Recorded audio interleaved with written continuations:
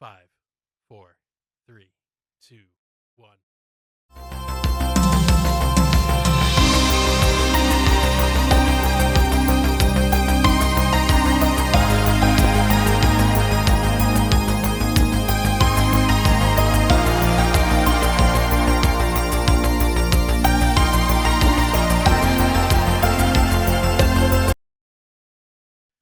Hello, folks, and welcome to Lake Orion's newest movie podcast. We don't really have a title yet, but I'm your host, Andrew Walker, of course. And with me, I have my little sister, Alexa Harnack. Say hi, Alexa. Hello, hello. And our dental hygienist, Mickey. Do you go by your hyphenated last name, Machias Jackson? Nah, you can just do Jackson. Just Jackson. Just Jackson. Machias. No, scrap it out. Scrap it out. Mickey Jackson. Mickey Jackson was the originator of the idea of doing this podcast. She turns our half-hour cleanings into an hour and a half by stopping and talking to us about movies, but we like it. We love it. Of course, Alexa and I are huge movie fans, and so is Mickey. And after every scrape of the tooth, she'll ask, Andrew, have you seen this movie? Have you seen this movie? And surprisingly enough, Andrew had seen a lot of them, movies that I love. But a lot of them I haven't seen, and one that we'll talk about a little bit later was Big Trouble in Little China with Kurt Russell. One of the most bonkers movies I've seen in a long time, directed by John Carpenter, who I had only known as a director of straight horror. Mm-hmm. Of course, the creator of Halloween, many other things. And we'll talk about that a little later, but I do have to give credit to Mickey on that one. That was a pleasant surprise. It's one of those movies that I had always heard about. I've seen the poster around. I'm glad I finally got to see it. We're going to start off with the 1989 film, The Burbs, directed by Joe Dante, who also did Gremlins 1 and 2. Also great. Classic. Also, I watched for the first time not that long ago. Really? Yeah. I'm not sure I've ever seen it all the way. Oh, now we'll have to do a horror set too. Yes. So, Mickey, can you give us your first idea or first memory of seeing Burbs for the first time? So, I was probably 3? pre-teenage. No. Yeah, I'm old. At 46. I'm the oldest person here. So, I remember watching it, of course, in the days of regular television when you couldn't, just watch whatever you wanted anytime you wanted to. Mm-hmm. And it just, it hit different. Even as a little kid, you got some of the off-color stuff, the stuff maybe you were like, oh, that's different. And the more you watch it as you get older, you see even more things. Oh, yeah. More things kind of come together, and you're like, oh, that's even funny. Some of the more subtle stuff. Exactly, Yep. Exactly. But, all around good watch. I mean, really the cast, ended up being people that went on to do a lot of things, at least most of them.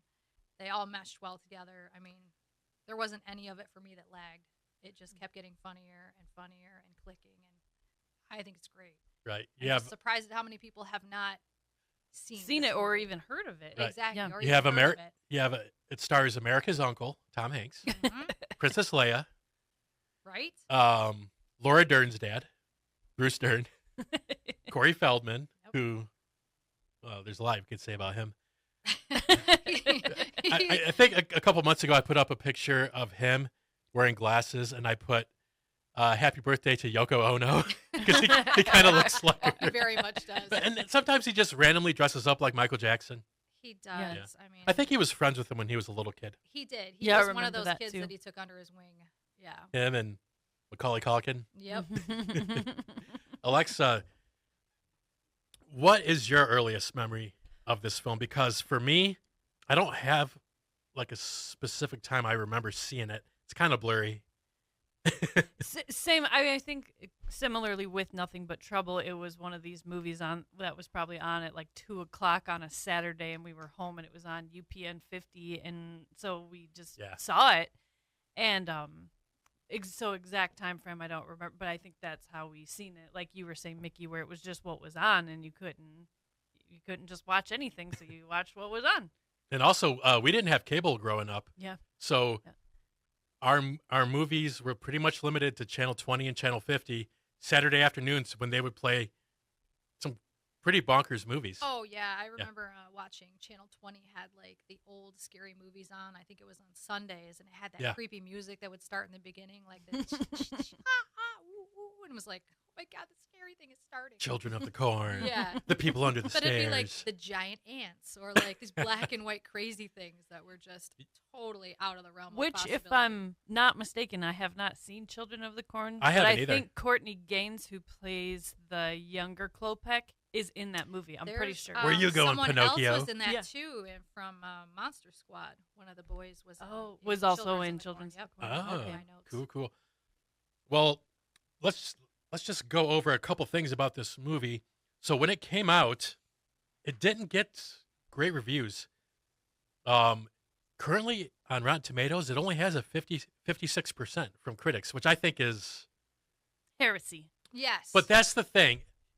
So I try to always keep things in context. If this movie came out today, as is, what would we think of it?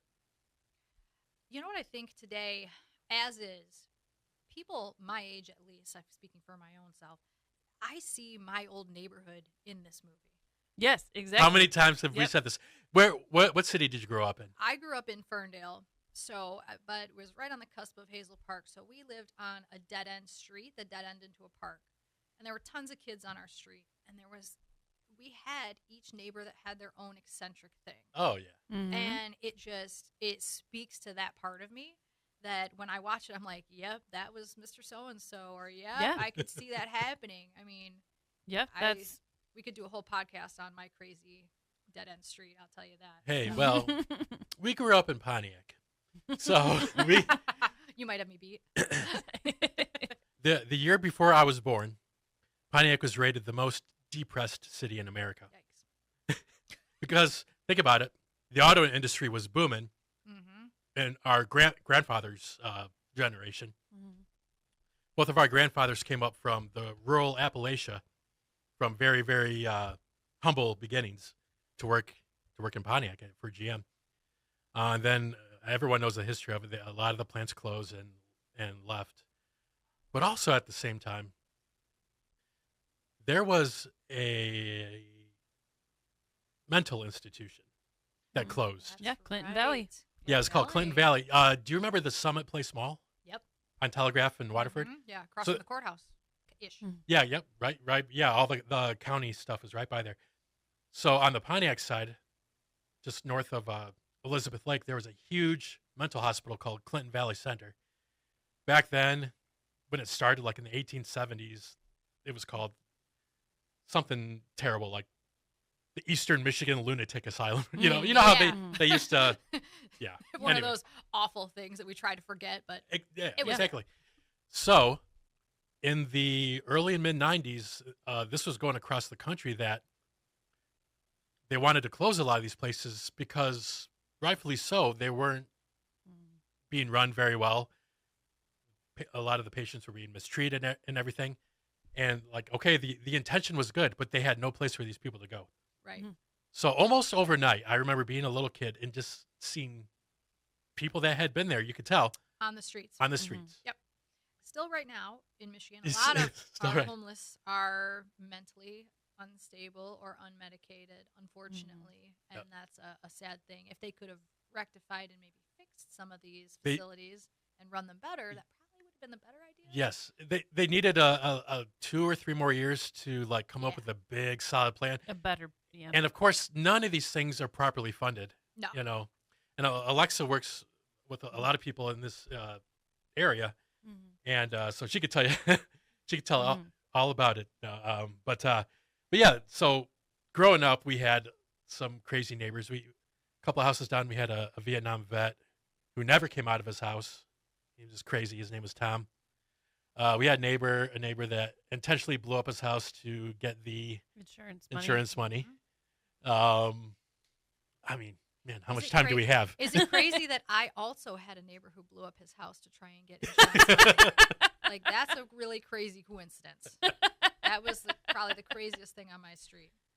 But But- I think, like you were saying, Mickey, this movie, maybe even nostalgia for us all now, but captures that feeling of the summertime and just Ricky. Oh, just yeah. having his friends over to hang out and watch on the front lawn what's about to happen. Right. And I think we should this year, we haven't in the last couple of years, but like we would just watch the Burbs when it was starting to get summer, just to kind of welcome the summer. Exactly. Yeah. And it's a perfect thing to do too, and it just brings you back all those memories, like the boombox when they're sitting there, you know, and or the pizza guy's here, you know. The pizza guy. So it had a budget of 18 million, which I don't know exactly what that would be today in today's dollars, but it made 49 million. So it made Yeah, right. it made over twice as much money. Yeah. But just wasn't as well received. Or regarded. Yeah. So the director said, "When I tell people about the story of this film, a remarkable number say, 'Oh, my grandmother's block. There were people like that. They never mowed their lawn, they never came out, and they let their mail stack up. And nobody knew who they were. And I must confess that in my own neighborhood, there's a house like that, falling to rack and ruin. I think this is perhaps a more common event than most people are aware of.'" And I think also us seeing this movie when we were young, we were also at that age, and I think this is probably pretty universal for kids, at least kids that have like an active imagination, that you're trying to make sense of the world, and people are going to fall into certain Categories. tropes, Yeah. categories. Absolutely. And when you're a kid, you kind of see the world as a story, you know, sort of make. So seeing a film like this at that time for us, of course, Oh yeah. it's gonna It gets your fit us. imagination running too. Yep, yep. Mhm. So September of last year, they announced a remake is in development at Peacock. Oh, I think I did hear about Yeah, that. so the actress Keke Palmer, the only thing I've seen her in was that Jordan Peele movie, Nope. I don't know if I you've seen did that. see that. Yeah, she was the sister in that. And then Brian Grazer, he's and Seth MacFarlane, you know, from Family Guy. Seth MacFarlane does so many hilarious things. So, but it's been 9 or 10 months since that news came out. So I don't know. I haven't heard anything. Anything else? It's kind of like the Goonies remake. Like you've been hearing about it for That's right. years, and it's almost like they're just trying to like rope us in. Like, how much interest is there in it? They'll throw it out there. I feel like to see like how interested are people in Yes. us actually doing that. I think creators and studios do that to gauge interest. But they're also aware of how many remakes and sequels of movies that are being made 30, 40 years later that just don't land. And the fans of the original don't like it. So they want to try to do right by the fans. I'm that person that's really skeptical, and I usually hate a remake on a movie like this that I've loved for so long. Yeah, and I'll beloved. I'll nitpick it to death, and that's unfortunate. But you know, maybe the next generation would love the storyline and love it in a today's day. Yeah. But it's really hard. Like the only one I can think of that I've loved a sequel was Top Gun Maverick recently. That was good. That was exceptionally good. Yep. You know, They're already planning the next one. I mean, I was surprised. That was the one that had blown me away because usually they're like, all right, you know, I'm happy I watched it, but, you know, it's not the same.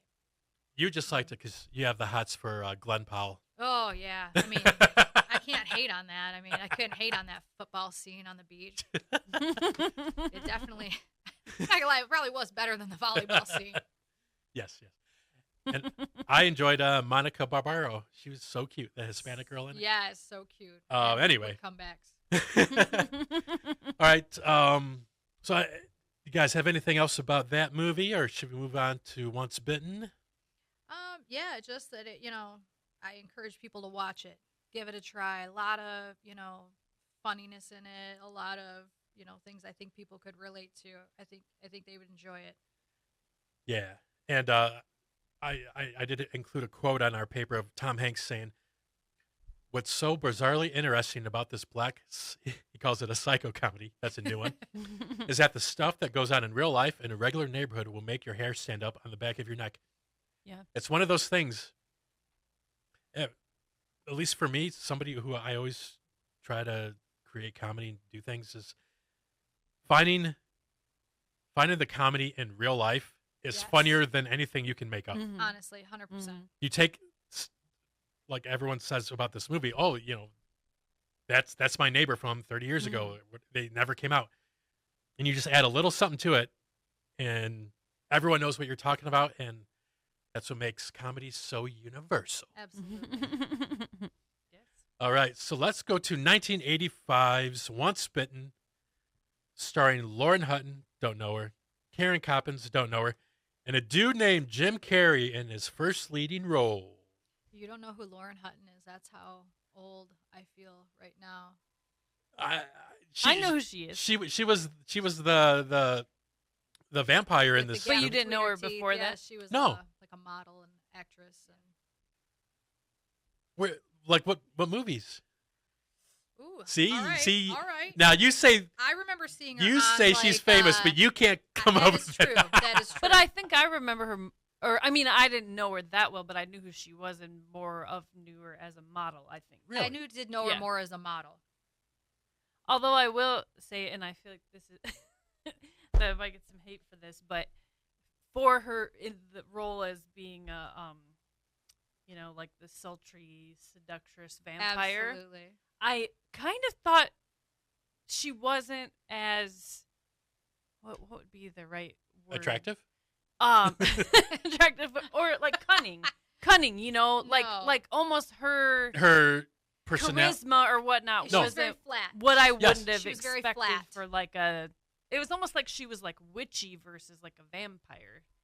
I completely agree, and I wonder if they would have gotten somebody who wasn't a model but Because has some range as an actress. yeah, because she could've- definitely was more a model than Yeah. an actress. And looking in those, it was a lot more B-list stuff. I think in her acting. Yes. I agree with you guys on that. So I had never even heard of this movie before No, me until neither. Mickey had told us about it, but I liked it. I watched it, I don't know, roughly a week ago, and it had the classic 80s teen high school comedy and a little bit of drama thrown in there, but the basic premise is I think she's supposed to be at least 400 years old. Yeah. 400 years old, and she has a group of people that throughout the last 400 years, she's bitten and kind of keeps as her little posse. Yeah, her little minions. Yeah, her little Sorts. minions who go out and get male virgin blood for her that she has to drink 3 times a year before Halloween to. It's a very ridiculous premise, but I liked the movie, and It's yeah. goofy, and it's funny to see Jim Carrey kind of starting his shtick before he had his shtick down. yeah, because it's shining through, but he's still but more he's still straight-laced. exactly. Yeah. And the dance scene, I don't know if you Yes, guys got to yes, see yes. that. That was pretty funny, where he's sharing. And I think the girl who was the girlfriend was she also the girl from Spaceballs? I believe.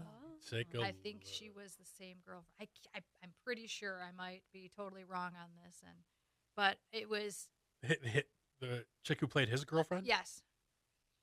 But it was just not the same. No, I know She was was some other in things, and I couldn't remember a movie called exactly. Jake, Speed, Hmm. The Tracker, and Troop Beverly Hills. Oh, True Beverly Hills. That's what I remember her from.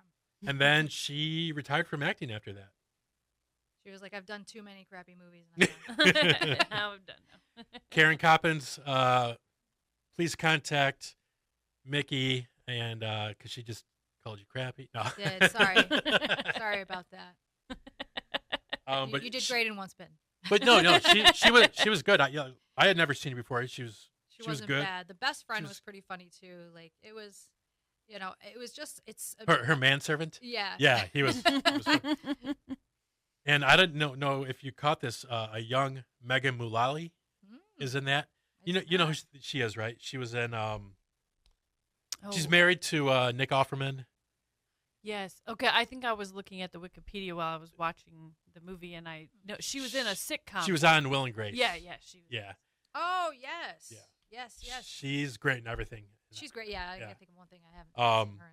But yeah, Liked. the dance towards the end, That was one of my favorite parts. and that is what really showcased his physical, his Gumby like Yes. physicality, which a couple years later in Dumb and Dumber and Ace And I'd have to Ventura, look The and Mask. see Mask, yep. and I don't know what year In Living Color started, but I Oh, feel like yeah, it was because after this. It was after this, yeah. It was probably like Because 89 or 90. I think that's where he really kind of cultivated what his persona ended up being from then on out. But it was almost like he was feeling it out in this movie. And it was, it's weird. It's obscure. It's not my favorite off of the list. But, when you're trying to stump Andrew on what has Andrew not seen during a 1-hour dental cleaning appointment, you dig deep. So In Living Color came out in April of 1990 and then went 4 years until 94. And then 94 was Jim Carrey's breakout year. Yes. The Mask, Dumb and Dumber, and Ace Ventura. Yep. All three of those movies came out in 94, and they were all wildly popular. Imagine there are a couple actors now that are in everything, like Pedro Pascal and Right. Glenn Powell and a couple Right. others. But that was huge. Especially at that time. At that yeah. time. That yeah. was huge. Mhm. And I think he was roughly 30 around that time, 94, maybe 31 or 32. Hit it big and never looked back. Nope. And now he's playing Dr. Robotnik.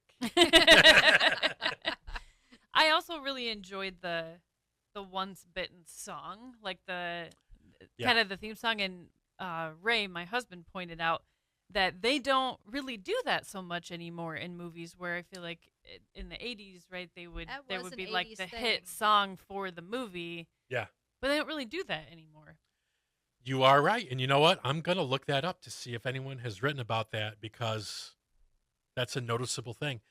Like I was telling you the other night, I was watching this movie came out in 85 called To Live and Die in L.A. Yes. Have you seen it? I have. I've only seen parts of it, but it is a good movie. With Willem Dafoe plays a money counterfeiter. One of his minions is John Turturro. And I was telling Alexa this. So Wang Chung, the band, they had a song that they wrote for that movie. And the song is called To Live and Die in L.A. To Live and Die in L.A. So you know John Mulaney, Yes. one of my favorite stand-ups. He has a live talk show on Netflix every Wednesday night. It is hilarious. And it's Hilarious. completely live. I'm going to have to check it out. And the theme song, the intro song, is that song To Live and Die in L.A. And I'm like, how have I never heard this before? It was really catchy and really cool. So I downloaded it on my Apple Music, and I've been listening to it over and over because the chorus is great, really catchy. And then I read they wrote this song about some serious cop criminal movie in the mid 80s. And the music doesn't really match what in my mind I thought this movie was going to Right. be like. So yeah, it's like nobody does that today. No, they don't. Actually, was David Foster wrote St. Elmo's Fire. Okay. And I went and saw this David Foster kind of night at Caesars in Canada a couple years back. And he had said that was not actually written for that movie. It was there was a wheelchair cyclist who, like, kind of, I don't know if he went across country or he did this big event, and the song was for that. Oh. And then whoever the producer was for St. Elmo's Fire was like, I need a song. And he just added St. Elmo's Fire, like the word St. Elmo's Fire, into it, because A Man in Motion was for The cyclist. the cyclist. Ah. And I was like, well, that's odd and interesting trivia. Like that he was just like, let me just recycle this song that I And made just change the words yeah, slightly. and he just literally just added St. Elmo's Fire to it. I was like, oh. So yeah, the title of the song is St. Elmo's Fire, in parentheses, Man in Motion. Yep. It says a song by British singer John Parr. Yeah, and I don't know who that is. I don't know who John Parr is either. But it was the main theme for Joel Schumacher did that movie? I didn't know that either. Oh, we're getting in the weeds in this. But anyway. Oh, yeah, you're right. Songwriters John Parr and David Foster. Okay. They both wrote it. Cool. Yeah, and It's just, but they had theme songs. You're right, Alexa. They had theme songs for the movies back then. I wonder, because like for films today, they'll just get an orchestra to do some stuff, or if they don't have a budget, some guy screwing around on a synthesizer, right? Or if it's a Disney film, it's Phil Collins. Phil Collins in the 90s. In the 90s. And maybe 2000. All of my favorites. Or for the last 45 years, John Williams, if you're Spielberg or George Lucas. Exactly.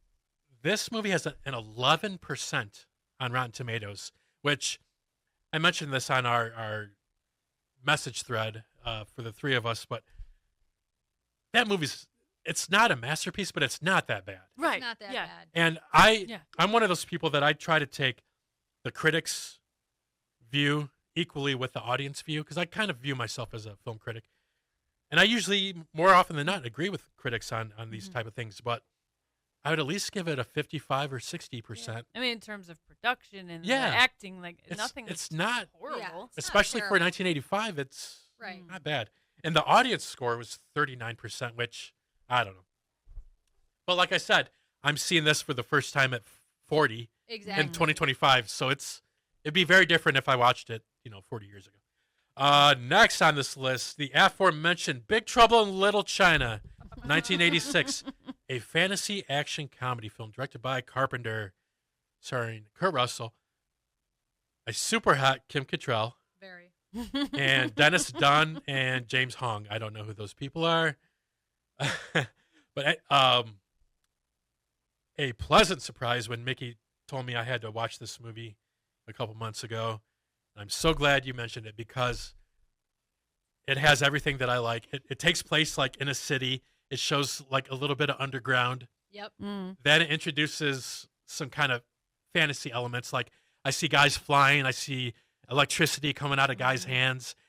Kurt Russell with the quips and just speaking about himself in the first person. Yep. Trying to do his best or worst John Wayne impression. Exactly. Whichever way you want to look at it. Right. Now, were you pretty young, Mickey, when you first saw this? I was, 86. I was probably You were like 20. Yeah. No, I'm joking. Right. I was probably, again, preteen era. And, every time it came on, I've always been a big Kurt Russell fan. Yeah. Like, there's not much he's done from some of the obscure things to, like, the one with Goldie Hawn. Overboard. Yes. One of my top 10 movies for sure. He's just one of my favorites. So in watching it, it's just like you said, it's got, action. He's funny, like some of the mystical things about it. It's just, it's got a lot of things that are always captivating. And I'll find every time I watch it, I see something that I didn't catch the first time. Like rewatching it this time, I was like, oh, I didn't realize the whole theme of human trafficking in this. Like, how did I not pay attention to that when I was a kid? With the girls. Yeah, with the girls that they, that they break out. And I was like, oh, I never really caught that theme of that part. But so, I know Goldie Hawn, one of her children is, what's her name? Kate Hudson. But I couldn't remember if Kurt Russell was her dad. He's not. No, he's not. I don't think either of them are. She has the boy and the girl. And I thought they were both someone else. I think together they just have Wyatt Russell, right? Yes. And again, because a lot of times what I do when I'm watching movies that I haven't seen before, I look at the Wikipedia page and I look at the actors and see what else they've been. So that's why that's fresh on my mind, because they each have other kids, but the only one they have together is Wyatt Russell, I think. Yes. He was born in 86, just 2 years younger than me. We recently saw him in Thunderbolts. Remember he was Walker. Yeah, that's right. Have not watched Thunderbolts yet. It is the to-do list. It should be coming out anytime on Disney Plus. Okay. I liked it. I thought it was good. Yeah. It was a lot of those superhero movies, like the villain will be some huge alien and the whole stake of the universe, or the whole universe is at stake. This one, it was a little more grounded, a little more character development. Yeah.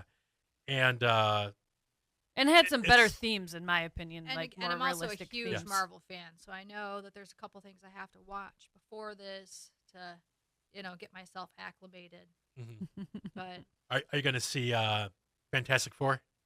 Yes, I actually just saw Sinners at the movie theater. How did you like it? and I liked it. It was not what I expected. That's what a lot of people said. I still haven't seen it. I'll probably just catch it when it comes out on Catch it when it HBO. comes out. I would not go to the theater and see it. Not that it was bad. It's not what.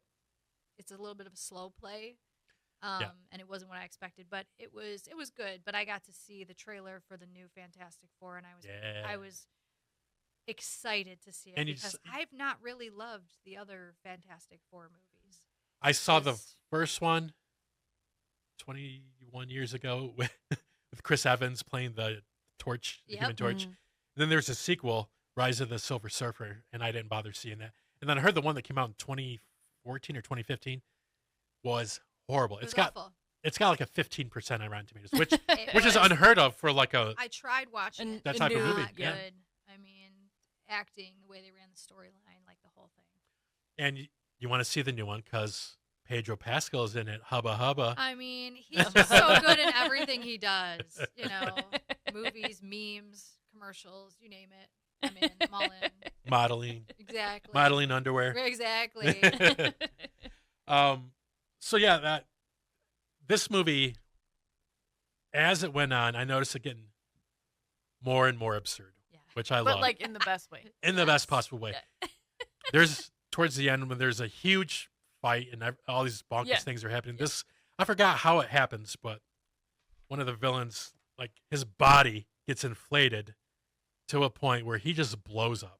Yeah, he blows himself up because Lopan gets killed by Jack. Jack kills Lopan, and so he's like, "I'm out of here," and he just blows himself up. Yeah, he gets so like worked up that he's like, and just those guys all together. He willed himself to blow up. I think he did. He just was so worked up about it, and then I think he couldn't stop because he seemed upset about it right before he turned into a billion pieces. But yeah, the storms are pretty funny. That is one of my favorite parts too. You know, they're basically wearing like wicker baskets on their head. Yes. And they're doing a lot of like, you know, like they're hitting their chest. They're doing all these things. And I'm like, this is a lot, but I love it. And they all, of course, did something different. But yeah, watching them, you know, and Lopan is just hysterical. You know, the old man Lopan is just funny when he's like poking at her face and she tries to bite him, and he's like, like his weird old man creepy laugh. Yeah. So this film had a budget. Well, it says between 19 and 25 million. They couldn't give us a straight answer on that, but it only made 11 million. And in the notes, it says that John Carpenter was disappointed in it, and he stopped. He didn't want to do a studio film anymore. He wanted With to Hollywood, go back to doing his indie films. So I think there's a level of people can't really appreciate sometimes the vision, right? And you know, and at the time, I think people were like, we can't see it, and that could be frustrating. I mean, it would be for me if I was like, why don't you see what I see? Like us sitting here, like, what do you mean you don't? Rotten Tomatoes thought it was awful. This is great. Yeah. Yep. You know, and even some of his horror stuff, you know, I was like, you know, I see where he was going with it, but I don't love it. And other ones, I'm like, I'm all in. I could watch this 100 times. And Hollywood films and fandom and everything, it's all based on expectations. Yeah. So at this point, he had done Halloween 1 and 2. When did Halloween 3 come out? Was it 83? Something like that? So it might have come out before this. Maybe. Yeah. So he had done that. He had done The Thing, which I loved. Also watched it for the first time. So good. Isn't Kurt Russell in that as yes. well? He is. Yes. Yeah. He is. Escape from New York. So he had worked with John Carpenter 2 or 3 times before this. And Carpenter wanted a bigger name. I have it written down. He wanted either Clint Eastwood or Jack Nicholson. Now imagine those guys in this. It would be awful. Yeah. In my opinion. So you always hear stories like, oh, they originally wanted, like, this is real. George Lucas wanted Tom Selleck for Han Solo, and somebody else too. I don't remember who the other guy. Maybe James Caan or somebody. That would have ruined my childhood. Somebody who was hot. Somebody who was hot, like in the early 70s. Harrison Ford hadn't really done much at that point. I think it was a carpenter on set or something. Yeah, he built sets, and he was in George Lucas's movie before Star Wars, American Graffiti, which is a great movie. Yes, excellent. See it. But yeah, Clint Eastwood or I can't see Clint Eastwood in a screwball film like this. No, Right, it's exactly. too. It's too like you screwball's the Yeah. perfect word for it. It's I just don't. too. He wouldn't. much. I don't think he would have fit in with the overall vibe of how goofy it is. Jack Nicholson. So I mean, He almost would have been too much because if you haven't seen what is it, One Flew Over the Cuckoo's Nest. Oh, I've seen. Have you, Alexa? Oh. He can do Cuckoo. He can do. Look at Joker. And the Joker. Yeah. I mean, and the Stephen King, The Shining. I mean, Yeah. there are so many that he can do, but I think that's way too far on the other side. I think Kurt Russell was the perfect one for it. He plays it so well. And the studio told John Carpenter, we don't want, and this is why, because of expectations. They didn't want somebody who was already established like Eastwood or Nicholson. They wanted someone who was still kind of up and coming, and he had a good relationship with him from those 2 previous movies. So there you go. Yeah, definitely a watch. Now, critics for this movie, on average, on Rotten Tomatoes, 73%, which I thought would have been maybe 85 around there, if I were to guess. But and then an 82 audience score, which I think is pretty fair. Did you guys catch the name of the truck? Oh, on the front, but I can't remember. Not the front. No. The front is the front's just a saying. It says it says hauling ass. That's right. Okay, And it's got the girl right. on it. But the name Oh, of there the is truck, something on the side. it's the Pork Chop Express. Yes, I Really? did see that. That's right. The Pork Yep. Chop Express. Because when he's talking over the radio, he Mhm. keeps saying, He This is from does. This is from the Pork Chop Express. which is also a cult name for, people remember that. Really? Yes. Okay. Is there any significance behind the name, or is it just a random don't- factoid? I don't think so. Just a random factoid that's one of the, and if I do decide to be Jack Burton for Halloween, which I'm thinking about doing now since we're watching the movie, I might have to get the Pork Chop Express written on the side of my car. Before we move on from this one, how about that? Like the seeing eyeball? Oh, yeah. Oh, that was like kind of floating. Mm-hmm. That was like Lopan's like seeing eye. Yeah. Also, It's super like a- obscure. Yeah. Like it's like a little drone for him. Go out and look for things. Yeah, the big drooly monster at the end that grabs. Yes, Latrell. yeah, and then ends up in the back of the Pork Chop Express. Yep. I always wondered at the end of that because of that if there would be a sequel, but no such luck. I'm sure he was asked about it a lot. Yeah. But I'm glad he didn't. Yeah. I think it would have been not good. So I never saw Escape from New York, but I heard it's not as good as. No. Wait, Escape from L.A. Escape from New York was the original. Escape from L.A. was the second one. I heard it wasn't that good. Yeah, like we were saying before, sometimes you can't top the first one. No, unless you're Star Wars, and then you make Empire Strikes Back Ugh. the best. And then you just keep rolling with it. All right, let's go to 1987's Monster Squad. Now, this was a movie that I had heard of before, but I didn't know anything about. I think, Mickey, you were the one that told me. I did. Okay. This is another one I'm glad told you remember. had to watch. Yes, sir. It's, it was one that I really loved when I was a kid, and it was again, it just had a lot of those funny things. Like when you're a kid, you remember saying things like calling someone a dork, or just the things they refer to. It's just Or if a fat kid. yeah, exactly. Yep. That's and fat kid, saying, you're a jerk, like under his breath, like, what'd you say, fat kid? What'd you say? You can see on the playground that would happen. Everybody walking around. Please watch the edited version of this, folks. Yes, The watch edited the version. edited version. Edited for TV version. The 80s still had some words thrown in here and there that are not acceptable right now and should not be acceptable. Yes. But yeah, it pulls on that. And as a kid, I liked horror movies. Like I said, I would watch the Channel 20, old B movies and just absolutely love them. And this has that, like, I could see myself being in a monster squad, and knowing all the things about the monsters. Right. And it's funny. My kids who are now 24 and 20, when they were little, I introduced them to all these movies. They know the movies we're talking about. Great. So my daughter, we watched this movie when she was about 4. Oh, wow. And she loved Frankenstein. I had to actually make her a Frankenstein birthday cake because we watched it over and over and over, and she loved Frankenstein. And it was it's one of those things. I think if you catch it, you love it. You can just relate so much to it. So this film, it's pretty much the Universal monsters, which are Frankenstein's monster, Dracula, Swamp Thing. Yeah, what Creature from the Black Lagoon. Creature from the Black Lagoon. I'm trying to remember their official names. Wasn't there the Mummy? Did they call it that? I just always assumed it was Swamp Thing, but they call it Creature from the Black Lagoon. All right, so we got Count Dracula, Frankenstein's monster, the Wolfman, also known as the Desperate Man. I've never heard that. I haven't either. On here they call him Gill Man instead of Creature from the Black. Oh, okay. Yeah. Mummy, Van Helsing, and that's it. That's it. Now, this film, I had never heard of a single one of these actors. Oh, no. I have to take that back.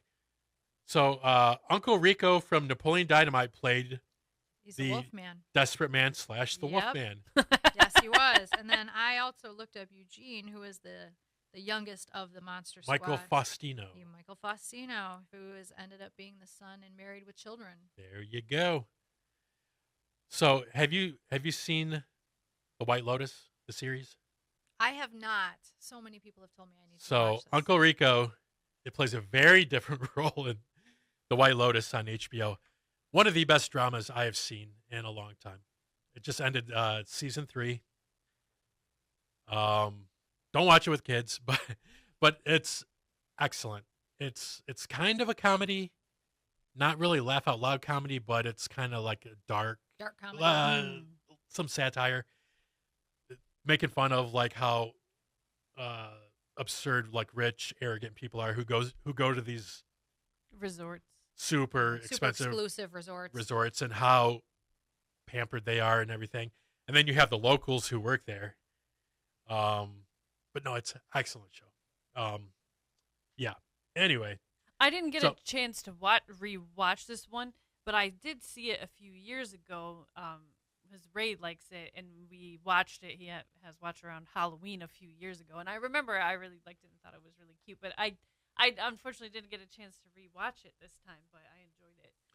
I liked when they're on the plane, and something happens with I forgot who was in the box on the plane. Oh, it was Frankenstein. And I thought it funny that they were like, "Oh, what are we hauling?" and blah blah blah and this and that, and they're on the plane, and then in the swamp. It says on the box, Frankenstein. Like 3 times. I'm like, you thought it'd be a good idea to put a box that says Frankenstein on your plane. Okay. Because if I remember correctly, isn't Frankenstein the one monster that befriends one of the kids, yes. right? He befriends all of them, yeah. Or befriends all of them. He's the one monster but the little sister initially. That's right. So that scene when he befriends the little sister, that brought back some really horrific childhood memories because I had watched the very first Frankenstein movie from the 1930s when Boris Karloff played it with my dad when I was super young. And I remember, I don't know if you've seen it or not, or maybe it's bits been and pieces forever, but there's a very famous scene where he sees the girl pulling apart flowers and throwing them in a pond. And watching them float. Mm-hmm. He picks her up and throws her in the pond thinking she'll float. Right. Of course, he doesn't know any better. And she ends up drowning. And then, see, Mickey's laughing, everybody. I mean, that's terrible. And I think that's what causes the village people. The lynching. It causes the lynching. Yeah, and so that terrified me as a kid. You need those scenes to show that he's not all there. Yes. But they did it in the most real way possible. Sure. Sure, but I was Poor super. little Andrew was traumatized. I was like 5 or 6. My dad's like, "Oh, Andrew, you got to watch this. It's a classic." All right.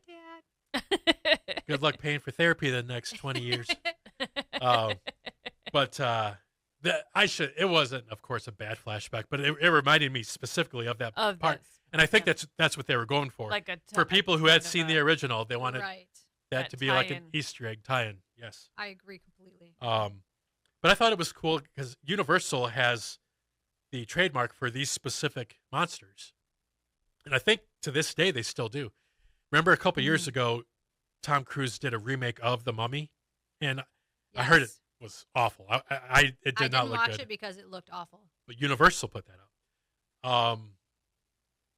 I think anything having to do with the creature from the Black Lagoon, or in this, Gilman, I think it's Universal has to put it out.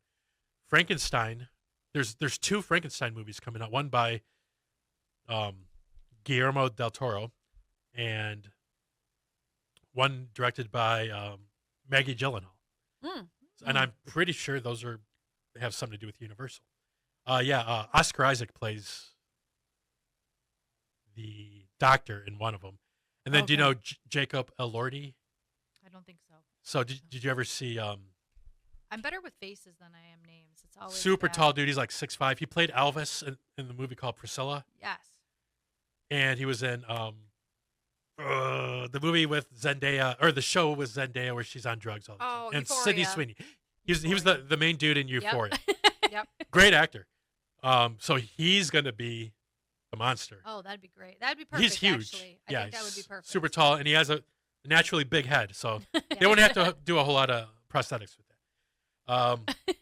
But yeah, I really like this movie. It's one of those movies, when I got done watching it, I'm like, this would have been in the same vein of these other movies we're talking about if I had watched it as a kid. Yeah, and But just, it is. It's just how kids would act, like in the scene where, they're in the old spooky house and, Wolfman, jumps out and he's like, kick him in the nards. And he's like, what? He's like, Wolfman doesn't have, kick him in the nards. He kicks him and that kid goes, wow, Wolfman's got nards. Yeah, he's got nards. He's like, just, now we know. It's just like you're a kid, just like you think like that, Yep. And that's important for these types of films, like this, The Goonies, E.T., and even currently Stranger Things. If you can, as a writer and as a director, if you can have these stories shown to the audience through the eyes of kids, it brings people back to that innocent time. It pulls you in, and honestly, Stranger Things, that's the first thing I ever binge watched. Yeah. Because my son's like, you will love this. It's totally, and it's my age range, give or take a couple years, and I couldn't stop watching it. Yes. I mean, I was up till 7 a.m. starting at 10 p.m. And I'm like, what if I see how people can do this? Because I just couldn't get enough. And the way that the score is for that with the synthesizers, still remember the very first episode, immediately knowing these guys, they caught lightning in a bottle. Yep. The kids were fantastic actors. There's something going on, but you don't know exactly what yet. That first season was so stinking good. And now they just announced, I think, the first couple episodes of season 5 are coming out in November. Yeah, it's like 3 parts. I think November, December, and then the final episode, which I hope they make it like a 2-hour long. It's gotta be like a movie type. But yeah, we'll see what the Duffer Brothers do after that. Everybody's going to be calling them, their agents. Like, I want to see them do like a feature length horror film where they can kind of do something rated R, or do whatever they want, Yeah, push the boundaries, right? Give them more. a little more leeway. All right. Anything else on Monster Squad, ladies? No, again, just Sleeper Cell good. It's got all the things. It's got, the comedy. It's got the funny little quips. It's got a little drama in it. And just some of the things you'll catch in it, you're going to laugh your ass off. Yes. I wanted to mention this earlier, just briefly. So it was written by the director. His name is Fred Decker, but also with a guy named Shane Black. Did you ever watch The Predator with me? When I The- would watch it when I was younger? The original Predator, yeah. You've seen it. Absolutely. So Yeah. remember the kind of nerdy guy with glasses? He's the first one that dies? Yep. That's who wrote this. Really? Shane Black. And he's acted in a couple things. But he wrote Lethal Weapon 2. He wrote and directed Iron Man 3, Shut which the front door. yeah. And if you go and look him up, he's written a bunch of stuff. And he was the script doctor, which means someone who goes back over the script and kind of punches it up after it's been written Right. for The Predator. And he So- also was in it. And he Okay. also was. So in it. that I did not know that. He knows his stuff. But yeah, he co-wrote Monster Squad. Only a 56% with critics, which today I know that would be higher. 77% with audience on Rotten Tomatoes. And like all these other movies, it did not make its budget back. It had a budget of $14 million, but only made 3.8. Ooh. And that's a common thing amongst cult films. Mm. Is that I mean, this is just for box office, but especially movies that came out a long time ago, they might have made their money back with like rental, like VHS rentals. Right. But they don't. Of course, they don't put that on Wikipedia.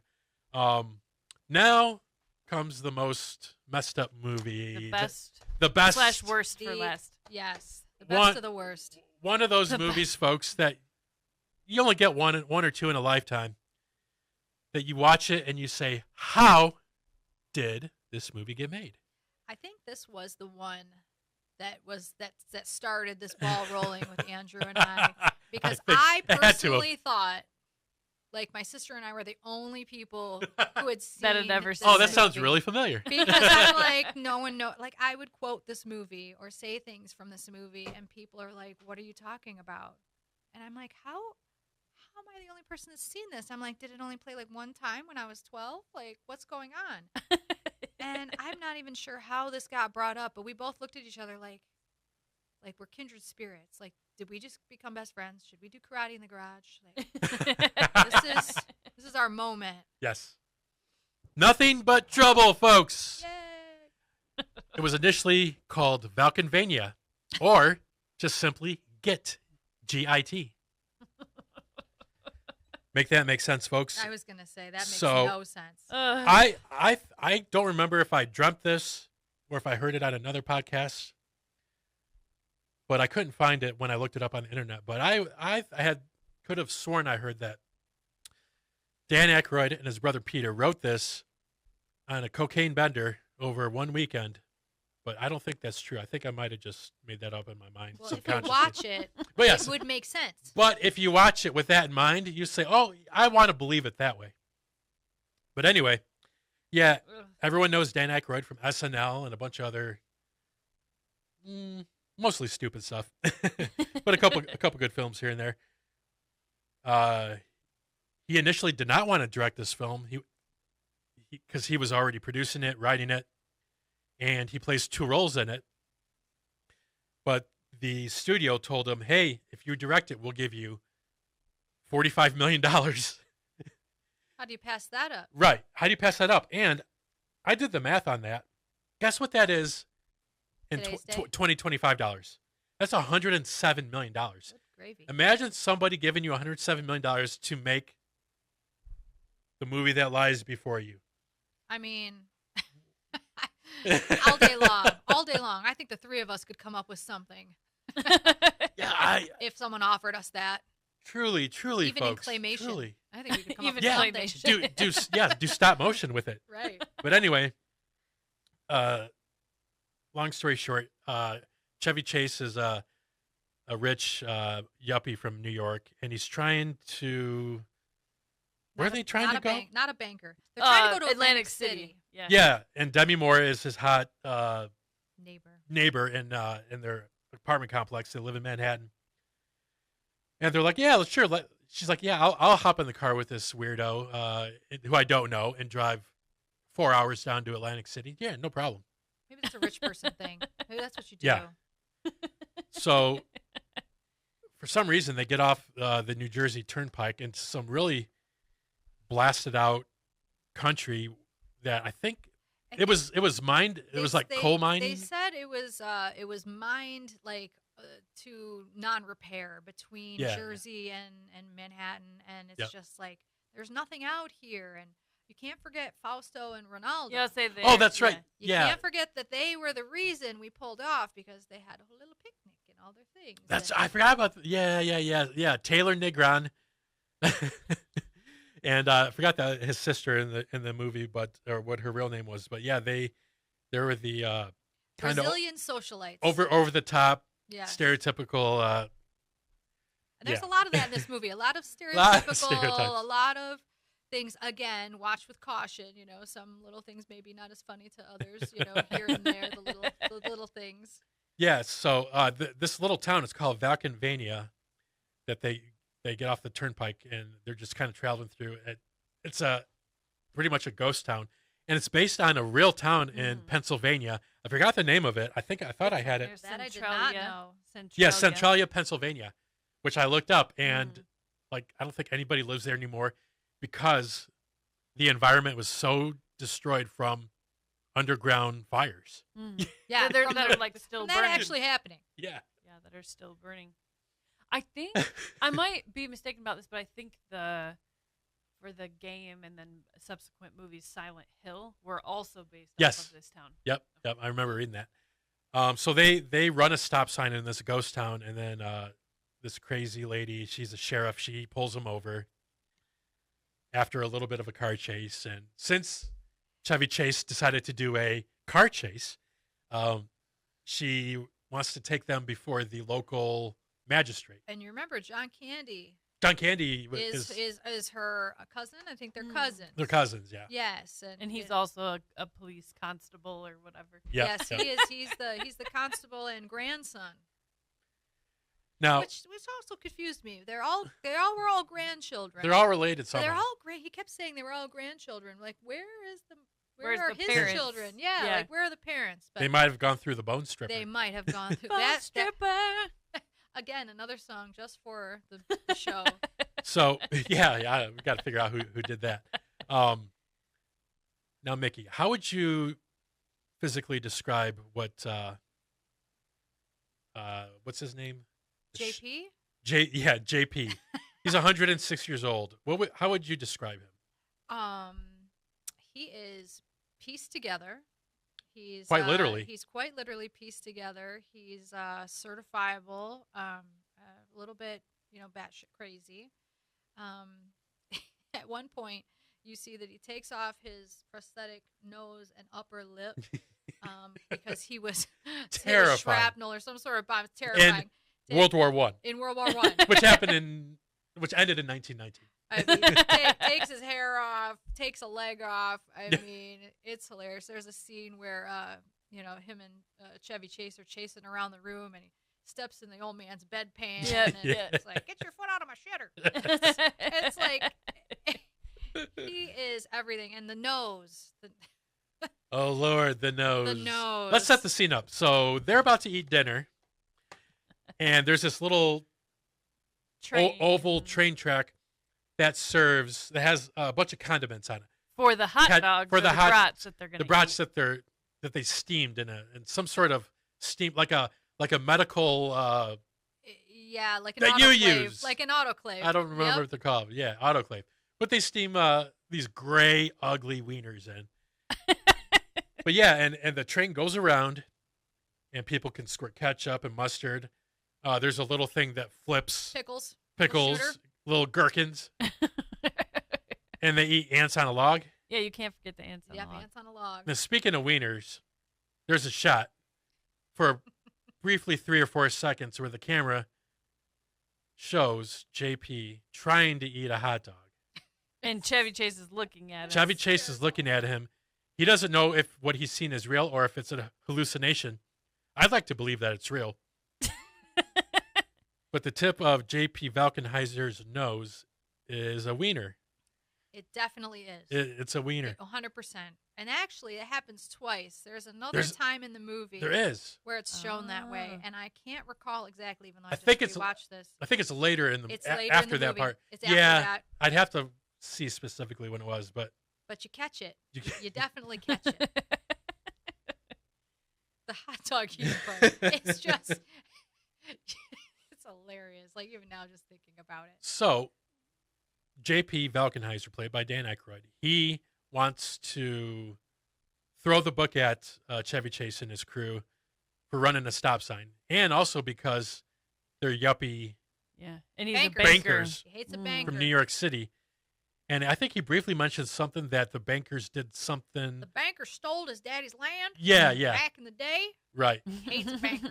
Always have, always will. And I have a feeling that every banker that's come through Valkenvania didn't leave. Yeah. No, nor did Jimmy Hoffa or some other people up in the license room. Yes. Chevy Chase and Demi Moore get stuck in one of these extra rooms in the house, in which there are probably 200 rooms in this crazy house. And they see all these license plates or driver's license stapled to the wall. And it's intimated that all of these people that went missing. died here. There. Now, Yeah. a fun fact, you might know this, but I don't think you would know this. Speaking of Jimmy Hoffa, when he disappeared from the Red Fox restaurant in Bloomfield, 1976, his home was approximately a half mile north of here. Yep. Really? Right on the other side of Clarkson Road, right here. I did not know that. Yes. And the studio manager here, Joe, being a huge movie and also just trivia nerd, went there and I think he interviewed the guy who lives there now and asked him if he knew who had lived there before. We'll have to ask him after the podcast. But yeah, so there's a little Jimmy Hoffa history. I'm pretty sure Mom drove me by Probably. the house before. Yeah. Yep. But yeah, it's right on the other side of one Clarkson. of the many I side did quests. not know that bit of trivia. Yeah. Is it like I mean, was I it knew we maybe had the like a Michigan vacation connection. house or like So it might not have been his primary home. the back of the house kind of fronts that lake. I forgot what the name of that lake is back there. But yeah, Jimmy It's Hoffa. right around the corner. Jimmy Hoffa's been brought up on my podcasts, plural, more than once. And I had a friend playing Jimmy Hoffa, a resurrected Jimmy Hoffa, in character on my interview comedy show. So how about that? Love Anyway. So we could go on and on about this movie. We see Digital Underground, the rap group, Make an appearance. makes an Yes. appearance. They get pulled over for who knows why, and somehow they play some music, and They had musical instruments, but no drugs. That was their big thing too. Yeah. If you got pulled over with drugs or paraphernalia or something, we were for sure going through the bone stripper. right, because what's his name? Peter Aykroyd. No, it's okay. So it's Daniel Baldwin, Oh, yeah, yeah, I was gonna Daniel say- Baldwin, Yeah. not Alec Baldwin. which is perfect because he's the Baldwin that would have all of the drugs. He would and have hookers in the all of- car. He would have all of that. and pointing loaded guns at people. Yeah, Absolutely. There you go. I love that part where John Candy's like, "Oh no, don't kill me." And he pulls like a Tommy gun out. Yeah, they're doing And to then do he it. kept Digital Underground there. Well, he was going to let him go because he liked the music. He was playing his little thing. Yeah, you yeah. know, Because I the say, whole- doesn't he join in on yeah, his he organ? joins His in organ. on the organ. And every time Alexa and I hear a song that has like that old timey organ in it, we're saying, "Oh, you know, It's you triggered. featured. know who was a featured player on this song." Yep. That's Falcon It's Heiser. always the Shire Reef. And it's so funny. And Tupac is in it. Yes. And it just in his early stages of, infancy and getting to, be known and get his music out there, and Shock G, and, of course, it just Who's the guy with the big nose, Humpty? Humpty. Yeah. Yep. Yep. Shock G was the other one who was like the main singer, like that was singing with him. Ah. And then, of course, all around the world, the same song was, Tupac's part in that. But he kept them on to sing for the wedding. Yes, and they for played his, the yes. bride song. Yes, because John Candy plays his Also, His yeah. sister. is it his sister I think it's his sister. in drag, and she is absolutely head over heels for Chevy Chase and wants to marry him. Just seeing him for one time, wants to marry him, and of course, JP is like, "Oh yeah, we're gonna have a hoot and good time," or whatever he says. Man, there's so many more awful things. And then, of course, you can't forget Bobo and Little Devil. Little Devil. They are the icing on the cake. Just when you think it can't get weirder or crazier, Demi Moore gets herself out through a shaft, and she ends up outside and finds Bobo and Little Double, who are describe them. They're like 7-foot tall babies in diapers with huge bellies. Huge. I mean, huge. And little curls of hair. Yeah, like a Cupid doll, basically a giant crazy Cupid doll with the little Cupid hair. And they're always sweaty and they're greasy sweaty and dirty. Yes, and they talk kind of like children. They're not allowed in the house, so they live outside. And they find her, and they want to keep her as like we just want to play with her. Oh. Yes, so they play cards with her, and then the John Candy as his sister. I can't remember her name right now. It's escaping me. Comes and she's ready. Aldona. Aldona. She goes to throw her in the fire, and they're like, "No, we want to keep her. We want to play with her." They're like, "Well, we won't hurt her." And they eat cereal. It's hysterical. It's like the weirdest like add-on to it. It's yeah. When they show up in the film, like 2/3 of the way through the movie, you're like, What else is going to pop out in this movie? Exactly, and they also say they're his grandson. So I'm like, yeah. His grandkids and no parents. Like, what happened to the parents? So Dan Aykroyd plays Bobo, and then this other person named John DeVikis plays Lil Double. Imagine what Dan Aykroyd had to promise this guy to play that character. Really? Think about that. It's on its Wikipedia or on Wikipedia, Bobo and Little Double are described as the severely deformed grandsons of Alvin who live in Valkenvania's salvage yard. And that is it. Severely. So, what would you guess is the Rotten Tomatoes score on this? Don't look at your papers. -5. You're 12. not. You're very close, Mickey. 15%. Okay. Just like the complete, for how many times that we've seen this movie, for how much of a love that we have for it, just the sense of uneasiness. Yeah. The entire time that I watch it, every time. Yeah, there's discomfort and uneasiness. There's low level anxiety from start to finish, pretty Yeah. much. I just noticed this. So originally there was a lot more graphic violence and it had an R rating. They had to cut it to PG-13. Does that version exist somewhere? Oh, that would be in Dan Aykroyd's vault? fabulous. Maybe we could write him and find out. I told Alexa this before. I would love to write the sequel to this and give it to Dan Aykroyd. Be like, dude, let's make this. That would be exceptional. We'd have to pay Chevy Chase a lot of money. He wouldn't do it. He probably wouldn't. Have you heard that he's like one of the worst people to work with? I did hear that. I Community heard that and with Caddyshack.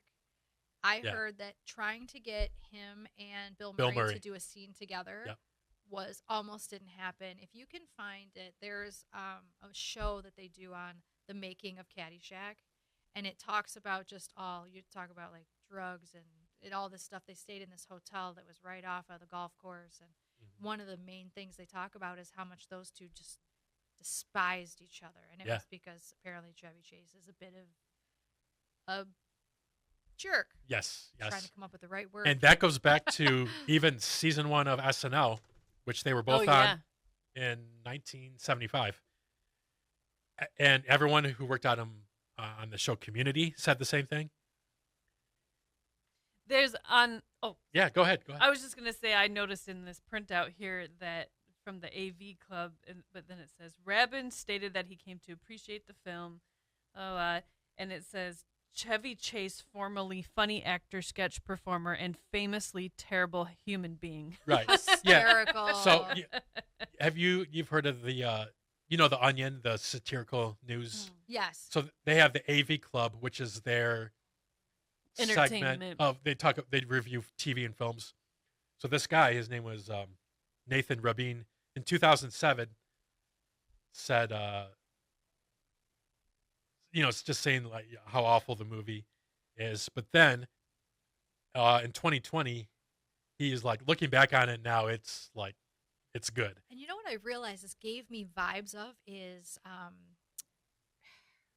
the horror movie Texas Chainsaw Massacre. Yes, yes. I definitely, as I watched it as an adult, I'm like, this is very Texas Chainsaw Massacre. So I could see where they could have the killing and have it be a lot more graphic. Sure. Because it is that kind of a scenario, the kind of a setup. It's terrifying because those people, they're trapped and they know they're trapped. Yes. Real life would be terrifying. Alexa, didn't you have something like that down in Georgia when you got pulled over? Yes. I was living in Georgia near where our family lives at the time, going to a small college down there. But I had Georgia or still Michigan plates. And I had a sticker on, for the college. I'm pretty sure I was wearing a college T-shirt at the time, but I was with my roommate.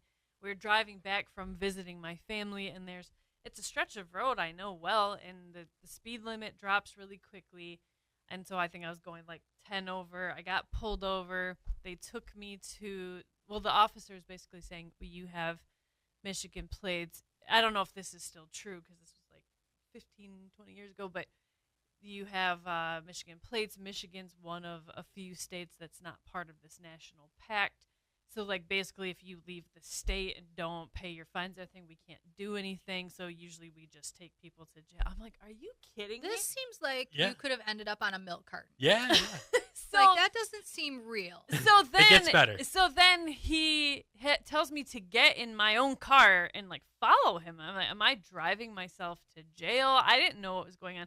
He took me down this little road, and again, it was in an area that I sort of knew because they held, like, bluegrass on Saturday night, so I had been to this little area. But he takes me to the community center of the little town that probably has a population of 10.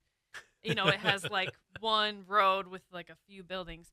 And the mayor is a graduate of the college that I was going to. The officer had him question me to answer questions about the school that I would only know if I actually went there. And I'm like, how much more proof do you need? I wonder if they thought you were a drug mule or something, because what else? I mean, nothing else makes sense. Right. And then I had to, so they didn't take me to jail.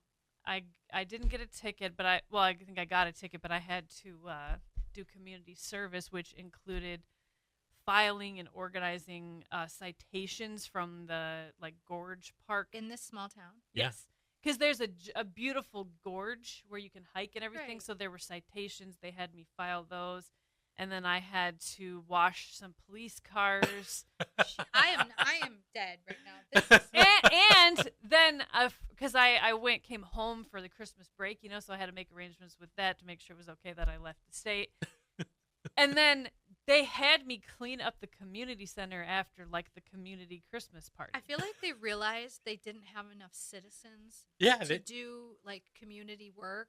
So they decided everyone they pulled over, they were going to land on the hook that would actually do this. Yeah, they didn't have enough manpower, really. Yeah, right. So it was just for practical reasons. And they're, like, cleaning up the, like, push brooming, the little, because it was only one room, I think, in a kitchen, if I remember correctly.